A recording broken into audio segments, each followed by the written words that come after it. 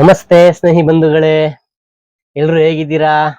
Welcome to RK creation YouTube channel. ಇವತ್ತಿನ vlog ಮಾಡ್ತಿರೋದೇನಪ್ಪಾ ಅಂದ್ರೆ, ಜಸ್ಟ್ ಒಂದು 2-3 ಡೇಸ್ ಬ್ಯಾಕ್ ಒಂದು ವಿಡಿಯೋ ಮಾಡಿದ್ದೆ. ನಮ್ಮ ರಾಯರ ಬಗ್ಗೆ ಮಾತಾಡಿ, ನನ್ನ ಬದುಕು, ಸಾವು, ಅಳಿವು, ಉಳಿವಿನ ಬಗ್ಗೆ ಮಾತಾಡಿದ್ದೆ.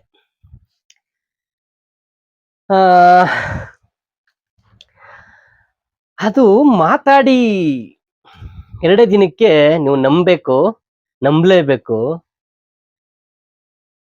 ಕನ್ಸಲ್ಲಿ ರಾಯರು ಎಷ್ಟು ಈಗ್ಲೂ ಕೂಡ ಮೈ ರೋಮಾಂಚನ ಆಗ್ತಿದೆ.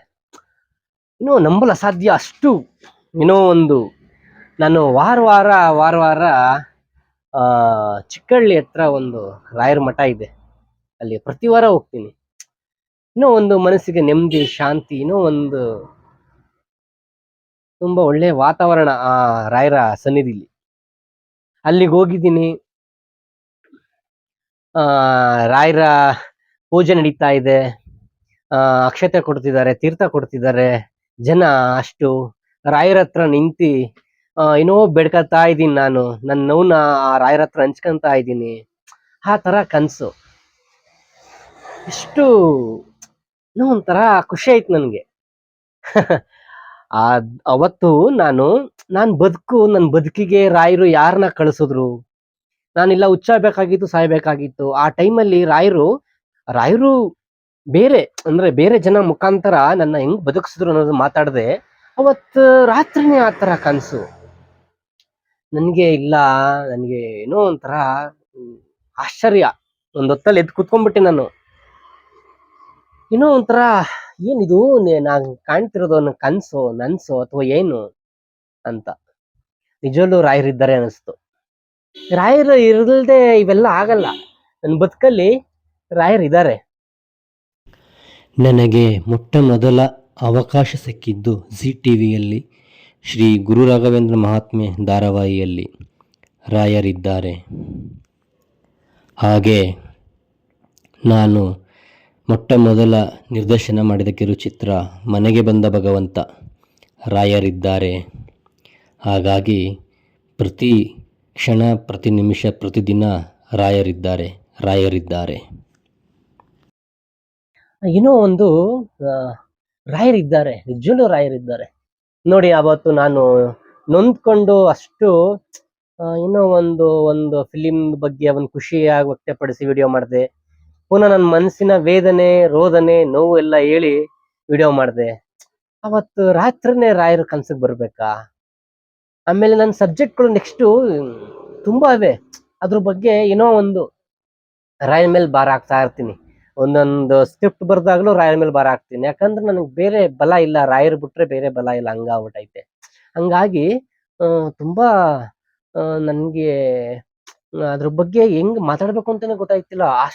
ಆ ರೀತಿ ನಿಜವಲ್ಲೂ ನಾನು ಹುಟ್ಟಿದಾಗಿಂದನೂ ಕೂಡ ನಾನು ಆ ತರ ಒಂದಿನನೂ ಆ ತರ ಕನ್ಸು, ರಾಯರ ಮಠ ಎಲ್ಲ ಕನ್ಸಲ್ಲಿ ಬಂದಿತ್ತಿಲ್ಲ. ಹಂಗಾಗಿ ಈಗ ಹೆಚ್ಚು ಕಮ್ಮಿ 2 ವರ್ಷನೂ ಆಯ್ತು, 2 ವರ್ಷದ ಮೇಲಾಯ್ತು ಶುರು ಮಾಡಿ. ಪ್ರತಿ ವಾರ ಹೋಗ್ತಿದ್ದೀನಿ ರಾಯರ ಮಠಕ್ಕೆ. ಬಟ್ ಈ ಲಾಸ್ಟ್ ಟೈಮ್ ಮಾತ್ರ ನನಗೆ ತುಂಬಾ ಅದು ಕನ್ಸಲ್ಲಿ ಬಂದು ರಾಯರ ಹತ್ರ ನಿಂತು ಬೇಡೋ ಥರ, ಪ್ರಸಾದ ಹಂಚೋ ಥರ, ಅಕ್ಷತೆ ಹಂಚೋ ಥರ, ತೀರ್ಥ ಕೊಡೋ ರೀತಿ, ಆ ರಾಯರ ಮಠದಲ್ಲಿ ನಾನು ನಿಂತ್ಕೊಂಡು ರಾಯರ ಹತ್ರ ಬೇಡ್ಕೋ ಥರ ಒಂದು ಕನ್ಸು ಬಿತ್ತು ಅಂತಂದ್ರೆ ನನಗೊಂಥರ ಒಂದು. ಹಂಗಾಗಿ ಈ ವಿಷಯನ ನಿಮ್ಗಳ ಜೊತೆ ಹಂಚ್ಕೊಬೇಕು ಅಂತ ಅನಿಸ್ತು. ಹಂಗಾಗಿ ವಿಡಿಯೋ ಮಾಡ್ತಿದ್ದೀನಿ. ಆಮೇಲೆ ನಮ್ಮ ಯಾವುದು ಮೌಲ್ಯ ಫಿಲಿಮು ತುಂಬಾ ರೆಸ್ಪಾನ್ಸ್ ಚೆನ್ನಾಗಿ ಬರ್ತಿದೆ. ತುಂಬಾ ಜನ ನಾನು ಅಲ್ಲಿ ಮೆಸೇಜ್ ಮಾಡಿಲ್ಲ, ಕೆಲವರು ಮೆಸೇಜ್ ಮಾಡಿಲ್ಲ, ತುಂಬಾ ಜನ ಫೋನ್ ಮಾಡಿದ್ರು. ತುಂಬಾ ಜನ ಪರ್ಸ್ನಲಿ ಫೋನ್ ಮಾಡಿದ್ರು. ಯಾಕೆ, ಏನಾಯ್ತು ಅಂತದ್ದು, ಏನು ಅಷ್ಟೊಂದು ನೊಂದ್ಕೊಂಡು ವಿಡಿಯೋ ಮಾಡಿದಿರಲ್ಲ ಅಂತ. ಅವ್ರಿಗೆಲ್ಲ ನನ್ನ ತುಂಬು ಹೃದಯದ ಧನ್ಯವಾದಗಳು. ಯಾಕಂದ್ರೆ ಕೆಲವೊಂದು ನೋಡಿ, ಸೋಷಿಯಲ್ ಮೀಡಿಯಾ ಎಷ್ಟು ಅಟ್ಯಾಚ್ಮೆಂಟ್ ಆಗ್ತಿದೆ. ಒಂದು ಭಾವನೆಗಳು ಹಂಚ್ಕೊಳಕ್ ಆಗ್ಬೋದು, ಕೆಲವೊಂದು ನಮ್ಮ ವಿಷಯಗಳು, ಫಿಲಿಮ್ ಮಾಡೋ ಬಗ್ಗೆ, ನಾವೆಲ್ಲ ನೋಡಿ ಲಾಗ್ ಮಾಡ್ತಾ ನಾನು ಲಾಗ್ ಏನ್ ಗುರು ಏನ್ ಇವೆಲ್ಲ ಲಾಗ್ ಅಂತ ಅಂತಿದ್ದೆ. ನಿಜವಲ್ಲೂ ಈ ಫಿಲಿಂ ಜೊತೆಗೆ ನನ್ನ ಕೆಲ್ಸ ಜೊತೆಗೆ ಇದೊಂದು ಶುರು ಮಾಡೋಣ ಅಂದ್ಬಿಟ್ಟು ಇದು 8ನೇ ಲಾಗ್ ಮಾಡ್ತಿರೋದು. ತುಂಬಾ ಚೆನ್ನಾಗಿ ತುಂಬಾ ಖುಷಿ ಆಯ್ತು. ಅಷ್ಟು ಚೆನ್ನಾಗಿ ಪ್ರತಿಕ್ರಿಯಿಸ್ತಿದ್ದೀರಿ. ರೆಸ್ಪಾನ್ಸ್ ತುಂಬಾ ಚೆನ್ನಾಗಿ ಕೊಡ್ತಾ ಇದ್ದೀರಿ. ನಿಮ್ಗೆಲ್ಲ ತುಂಬ ಹೃದಯದ ಧನ್ಯವಾದಗಳು. ಎಲ್ಲ ಪಾಪ ಒಬ್ರು ಫೋನ್ ಮಾಡಿದ್ರು. ಆ ಅಲ್ಲ ಟೈಲರ್ ಅಣ್ಣ, ನೀನ್ ಇಷ್ಟೋ ನೋವಿಟ್ಕೊಂಡ್ ನೀನು ಅಷ್ಟೊಂದು ನಗಾಡ್ಕೊಂಡು ನೀನ್ ಫಿಲಿಂ ಕತೆ ಏನು, ನೀನ್ ಆ ರೀಲ್ಸ್ ಮಾಡೋದೇನು ಅಂತ. ಅಲ್ವಾ ಬ್ರದರ್? ಇಲ್ಲ ಏನಂದ್ರೆ ಮನ್ಸಲ್ಲಿ 1000 ನೋವವೆ. ಅದೇ ಇಷ್ಟ ದಿನ ಏನಂತೆ ನಾನು ಅದೇ ಹಿಂಗೆ ಈ ತರ ಮೋಸ ನೋವು ಅಂತ ಅದನ್ನೇ ಕೊರಗದ್ಕಿಂತ ಅದನ್ನ ಇಲ್ಲಿಂದನೇ ಅವ್ರನ್ನ ಸಾಯಿಸ್ಬಿಡ್ಬೇಕು. ಯಾಕಂದ್ರೆ ಅವ್ರಿಗೆ ಅರ್ಹತೆ ಇಲ್ವಲ್ಲ. ನನ್ನ ಸ್ನೇಹಿತನಾಗಿ ಇಟ್ಕೊಳಕ್ಕೂ ಅರ್ಹತೆ ಇಲ್ಲ, ನನ್ನ ಸಂಬಂಧಿಗನಾಗಿ ಇಟ್ಕೊಳಕ್ಕೂ ಅವ್ರಿಗೆ ಅರ್ಹತೆ ಇಲ್ಲ ಅಂತ. ಯಾವ್ದೇ ಆಗ್ಬೋದು, ಯಾರೇ ಸಂಬಂಧಗಳಾಗ್ಬೋದು, ಆ ಸಂಬಂಧಕ್ಕೆ ಬೆಲೆ ಅವ್ರು ಕೊಡ್ಲಿಲ್ಲ ಅಂದ್ಮೇಲೆ ನಾವೇ ಅವ್ರನ್ನ ಇಲ್ಲಿಂದ ಸಾಯಿಸ್ಬಿಡ್ಬೇಕು. ಮುಗೀತು ಅವ್ರ ಕತೆ ಅಂತ. ನಾವು ಮುಂದೆ ಜೀವನ ಏನೈತೆ ಅದನ್ನ ಮಾಡ್ಕೊಂಡು ಹೋಗ್ಬೇಕು. ರಾಯರ್ ಹೆಂಗ್ ದಾರಿ ತೋರಿಸ್ತಾರೆ ಹಂಗ ಹೋಯ್ತಾ ಇರ್ಬೇಕು. ಹಂಗಾಗಿ ಆ ರಾಯರೇ ಅವತ್ತಿನ ಆ ವ್ಯಕ್ತಿಗಳಿಂದ ನನ್ನ ಬದುಕಿಸಿದ್ದು. ಇವತ್ತು ಜೀವಂತವಾಗಿ ನಿಮ್ ಜೊತೆ ಮಾತಾಡ್ತಿದ್ದೀನಿ ಅಂದ್ರೆ ಆ ರಾಯರ ಕಾರಣ. ಇದಾದ್ರೆ ಏನೇನೋ ಆಗ್ಬಿಡ್ತಿತ್ತು. ಹಂಗೆ ತುಂಬಾ ಚೆನ್ನಾಗಿ ಫೋನ್ ಮಾಡಿದ್ರಿ, ಮೆಸೇಜ್ ಮಾಡಿದ್ರಿ, ನಿಮ್ಗೆಲ್ಲ ಧನ್ಯವಾದಗಳು. ತುಂಬಾ ಖುಷಿ ಆಗುತ್ತೆ. ಯಾಕಂದ್ರೆ ಒಂದು ಒಂದು ಫಿಲಿಂ ಮೂಲಕ ನಿಮ್ಗಳನ್ನೆಲ್ಲ ಹತ್ರ ಬರ್ತಾ ಇದ್ದೀನಿ. ಒಂದು ಮೌಲ್ಯ ಫಿಲಿಂ ಆಗ್ಬೋದು, ಒಂದು ಮನೆಗೆ ಬಂದ ಭಗವಂತ ಫಿಲಿಂ ಆಗ್ಬೋದು, ಒಂದು ದಯವಿಟ್ಟು ಯಾರು ನಗ್ಬೇಡ್ರಿ ಫಿಲಿಂ ಆಗ್ಬೋದು, ಒಂದು ಲೋಟ ಪಾಯಸದ ಕಥೆ ಆಗ್ಬೋದು, ಒಂದು ಪ್ರೇಮ ಸಂದೇಶ ಆಗ್ಬೋದು. 8 ಫಿಲಿಮು ಕೂಡ ನಿಮ್ಗೊಂದು ಹತ್ರ ಆಗಿದೆ. ಫಿಲಿಮು ಯಾರ್ದೋ ಒಂದ್ ಜೀವನದಲ್ಲಿ ಆ ಕತೆ ನಡೆದೈತೆ, ಆ ಘಟನೆ ನಡೆದೈತೆ ಅಂತ ನೀವು ಅನ್ಕೊಂಡ್ ಫೋನ್ ಮಾಡ್ತೀರಲ್ವಾ, ಅದು. ಈಗ ನೋಡಿ ಲಾಸ್ಟ್ ಟೈಮು ಮೌಲ್ಯ ಅಂತ ಫಿಲಿಂ ಮಾಡಿದ್ಮೇಲೆ ನಮ್ಮ ಪಾಂಪೋಸ್ ಹತ್ರ ನಮ್ಮ ಕುಮಾರಣ್ಣ ಅಂತ ಮೆಡಿಕಲ್ ಶಾಪ್ ನೋಡಿ, ಅವರ ಮಗಂಗೆ ಮೆಡಿಕಲ್ ಆಗಿ ಏನೋ ತುಂಬಾ ಹತ್ರದಲ್ಲೇ ಮೆಡಿಕಲ್ ಶಾಪ್ ಮಾಡಿರ್ತಾರೆ. ತುಂಬಾ ಖುಷಿ ಆಯ್ತು. ಫೋಟೋ ಕಳ್ಸವ್ರೆ ಮಗಂಗೆ ಮೆಡಿಕಲ್ ಆಗಿರೋದು. ಖುಷಿ ಆಯ್ತು. ಅಂದ್ರೆ ಇದೊಂದು ಜೀವನದಲ್ಲಿ ಇನ್ನಾರು ಒಂದ್ ಎಳೆ ನಡೆದಿರ್ತದೆ ಆ ಘಟನೆ. ಆ ಘಟನೆ ಹಿಡ್ಕೊಂಡು ಒಂದ್ ಎಳೆ ಹಿಡ್ಕೊಂಡು ಆ ಕತೆ ಮಾಡ್ತೀನಿ ನಾನು. ಆ ಕತೆ ನಿಮ್ಗಳಿಗೆ ಇಷ್ಟ ಆಗುತ್ತೆ ಅಷ್ಟೇ. ಹಂಗೆ ತುಂಬಾ ಖುಷಿ ಆಯ್ತು. ನಾನು ಒಂದು ಲೋಗೋ ಮಾಡ್ತಾ ನಿಮ್ಗಳು ಹತ್ರ ಆಗ್ತಾ ಇದ್ದೀನಿ, ಅದು ಇನ್ನೂ ಖುಷಿ ನನ್ಗೆ ನೀವು ತುಂಬಾ ಚೆನ್ನಾಗಿ ರೆಸ್ಪಾನ್ಸ್ ಮಾಡ್ತಿದ್ದೀರಲ್ಲ, ಅದು ನನಗೆ ತುಂಬಾ ಖುಷಿ. ಹಂಗೆ ನೆಕ್ಸ್ಟ್ ನಮ್ಮ ಗುರುಗಳು ಆನಂದ್ ಸರ್ ಆಗ್ಬೋದು, ನನ್ನ RK ಕ್ರಿಯೇಷನ್ ಟೀಮ್ ಎಷ್ಟು ಜನ ಇದ್ದಾರೆ ಅವ್ರ ಜೊತೆ ಎಲ್ಲ ಮಾತಾಡಿಸ್ತೀನಿ ನಮ್ಮ ಫಿಲಿಂ ಬಗ್ಗೆ, ನನ್ನ ಬಗ್ಗೆ. ಹೀಗೆ ನಿಮ್ ಪ್ರೋತ್ಸಾಹ ಇರಲಿ, ತುಂಬಾ ಖುಷಿ ಆಗುತ್ತೆ.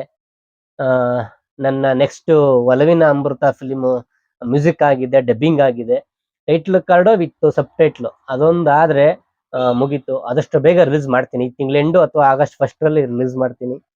ನೀವೆಲ್ಲ ಅದೇ ತರ ನೋಡಿ ಪ್ರೋತ್ಸಾಹಿಸಿ.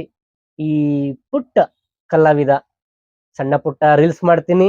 ನನ್ನ ವೃತ್ತಿ ಜೀವನ, ನನ್ನ ದೇವರು ಮಿಷಿನ್ ಕೆಲಸ, ಬ್ಲೌಸು, ಶರ್ಟು, ಪ್ಯಾಂಟ್, ಇವನ್ನೆಲ್ಲ ಕೆಲಸ ಮಾಡ್ತೀನಿ. ನನ್ನ ಹವ್ಯಾಸ ಬರವಣಿಗೆ.